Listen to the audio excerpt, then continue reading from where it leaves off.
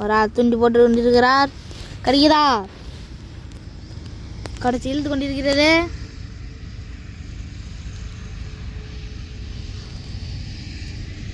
பெருசால் கடிச்சு கொண்டு ஒரு பெரிய மீன் வருகிறது. கொஞ்சம் பெருசாக தான் இருக்கிறது.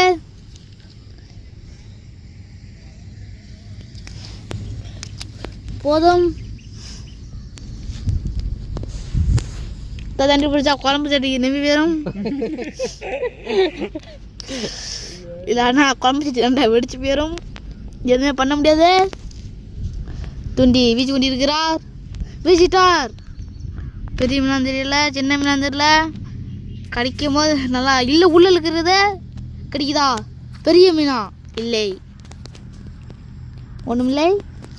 மறுபடியும் ஒரு ஆள் துண்டி போட்டார். ஒன்றுமில்லை.